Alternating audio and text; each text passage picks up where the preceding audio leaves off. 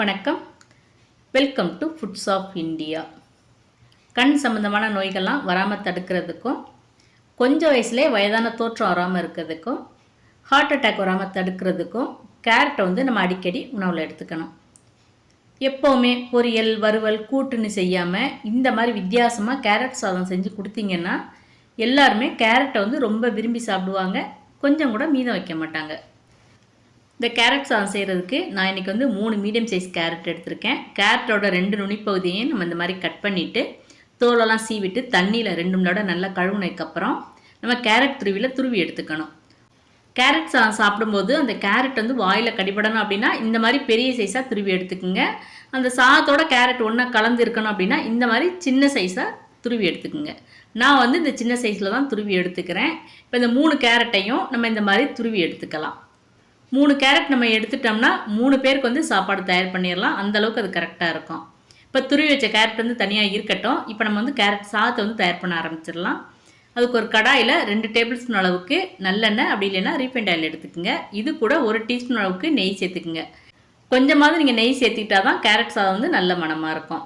இப்போ இதில் 1 டீஸ்பூன் அளவுக்கு கடுகு உளுந்தம் பருப்பு சேர்த்துக்குங்க. கடுகு நல்லா பொரிஞ்ச உடனே ஒரு பிரியாணி இலை, ஒரு சிறு துண்டு பட்டை, ஒரு கிராம்பு, ஒரு ஏலக்காய், சின்னதாக அன்னாசி பூ இதை சேர்த்துக்குங்க. மசாலா வாசம் பிடிக்காதவங்க அதை ஸ்கிப் பண்ணிடுங்க. ஆனால் மசாலா அதிகமாக போட்டுறாதீங்க. அந்த மாதிரி போட்டிங்கன்னா அது பிரியாணி மாதிரி ஆயிரும். அதனால் கொஞ்சமாக போட்டுக்கிட்டா போதும். இப்போ இது கூட 1 டேபிள் ஸ்பூன் அளவுக்கு கடலைப்பருப்பு சேர்த்து, கடலைப்பருப்பு நல்ல இந்த மாதிரி கலர் மாறி வரும்போது தேவையான அளவு முந்திரி பருப்பு சேர்த்துக்குங்க. முந்திரி பருப்பு ஆப்ஷனல் தான், அது இல்லைன்னா நம்ம விட்டுறலாம். இப்போ ஒரு 4 மிளகாத்தில் காம்பை கிள்ளிட்டு சேர்த்துக்கணும். இப்போ இதெல்லாம் சேர்த்து நல்லா இந்த மாதிரி வறுத்ததுக்கப்புறம் ஒரு பெரிய வெங்காயத்தை இந்த மாதிரி நீல வாக்கில் நறுக்கி சேர்த்துக்குங்க. இது கூட காரத்துக்கு 2 பச்சை மிளகாய், வாசத்துக்கு கொஞ்சமாக கருவேப்பிலை, அப்புறம் இந்த கேரட் சாதத்துக்கு தேவையான உப்பு இந்த டைமே நம்ம சேர்த்துடலாம். இப்போ அடுப்பை மீடியம் ஃப்ளேமில் வச்சு நம்ம வெங்காயத்தை நல்ல கண்ணாடி பதம் வர வரைக்கும் நல்லா வதக்கி எடுத்துக்கணும். இந்த அளவுக்கு கண்ணாடி பதம் வந்த உடனே இப்போ நம்ம துருவி எடுத்து வச்சுருக்க இந்த கேரட் இது கூட சேர்த்துக்கணும். இப்போ இது கூட 1/4 டீஸ்பூன் அளவுக்கு மஞ்சள் தூள், அப்புறம் 1/4 டீஸ்பூன் மிளகாத்தூள் சேர்த்துக்குங்க. ஏன்னா ஒரு சில கேரட் இனிப்பாக இருக்கும். கொஞ்சம் இனிப்பான கேரட் சேர்த்துட்டோம்னா அந்த கேரட் சாதமே ரொம்ப இனிப்பாயிரும். அதனால் நம்ம 1/4 டீஸ்பூன் அளவுக்கு மிளகாத்தூள் சேர்த்துக்கலாம். இப்போ இது எல்லாத்தையும் சேர்த்து நம்ம எண்ணெயில் நல்லா வதக்கி எடுத்துக்கணும். இந்த டைம் தண்ணி எதுவுமே சேர்த்துறாதீங்க. அந்த கேரட்டில் இருக்க தண்ணி சத்துலேயே இந்த கேரட் நல்லா வெந்துடும். அடுப்பு மீடியம் ஃப்ளேம் வச்சு நல்லா வதக்கிக்கிங்க. ஒரு 2லேருந்து 3 நிமிஷத்துக்குள்ளே கேரட் நல்லா சுருங்கி இந்த மாதிரி வந்துடும். அதே சமயம் நீங்கள் கேரட்டை மூடி போட்டு வேக வச்சிடாதீங்க. நீங்கள் அந்த மாதிரி மூடி போட்டு வேக வச்சிங்கன்னா அந்த கேரட்டோட கலர் மாறிடும். அதனால மூடி போடாமல் இந்த மாதிரி எண்ணெயில் நல்லா வதக்கிக்கிங்க. கேரட்டை இந்த மாதிரி கையில் தொட்டு பார்த்தோம்னா நல்லா சாஃப்டாக இருக்கும். ஆனால் அது குழைவாக இருக்கக்கூடாது. இந்த ஸ்டேஜில் இப்போ நீங்கள் அடுப்பை ஆஃப் பண்ணிடுங்க. இப்போ நம்ம கேரட் சாதத்துக்கு தேவையான சாதத்தை இது கூட சேர்த்துக்கணும். நம்ம கேரட் சூடாக இருந்துச்சுன்னா சாதம் கொஞ்சம் ஆறி இருக்கணும். கேரட் ஆறி இருந்துச்சுன்னா சாதம் சூடாக இருக்கணும். 2ல் ஏதாவது ஒன்று ஆறி இருக்கணும். 2யுமே நீங்கள் சூடாக கலந்துட்டிங்கன்னா அந்த கேரட் சாதம் ரொம்ப குழஞ்சி போயிடும். இப்போ கேரட் சூடாக இருக்குது. நான் ஆற வச்ச சாதத்தை இது கூட சேர்த்துக்க போகிறேன். நான் 1 கப் அரிசி போட்டு சாதம் வச்சேன். அதில் 3/4 பாகம், அதாவது 3/4 கப் நம்ம அரிசி வச்சு வடித்த சாதத்தை இப்போ இதில் சேர்த்துருக்கேன். இப்போ சாதம் நல்லா ஆறி இருக்கனால கரண்டினால நல்லா இந்த மாதிரி கலந்து விட்டுக்கலாம். கொஞ்சம் கூட உங்களுக்கு கேரட் சாதம் குழைவாகவே இருக்காது. நல்லா உதிரி உதிரியாக வரும்.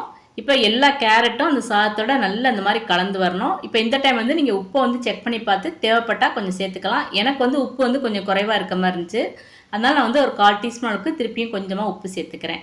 இப்போ இதெல்லாத்தையும் சேர்த்து நல்லா கலந்து விட்டாச்சு. அவ்வளவுதான், நம்மளோட கேரட் சாதம் ரெடி ஆயிடுச்சு. இந்த கேரட் சாதத்துக்கு நீங்கள் நல்ல காரமாக வறுத்த உருளைக்கிழங்கு, அப்படி இல்லைன்னா முட்டை கிரேவி, இல்லைன்னா முட்டை ஆம்லெட், இது சூப்பரான காம்பினேஷனாக இருக்கும். ஸ்கூலுக்கு போகிற குழந்தைங்களுக்கோ அல்லது ஆஃபீஸ் போகிறவங்களுக்கோ இதை நீங்கள் டிஃபன் பாக்ஸில் வச்சு கொடுத்து விட்டிங்கன்னா கொஞ்சம் கூட மீதம் வைக்க மாட்டாங்க. எல்லாத்தையும் காலி பண்ணிட்டு தான் வருவாங்க. அந்த அளவுக்கு ரொம்ப டேஸ்ட்டாக இருக்கும். அந்த நெய் சேர்த்தனால அந்த நெய் வாசத்தோட கேரட் சாதம் கம்ம கம்மன்னு இருக்கும்.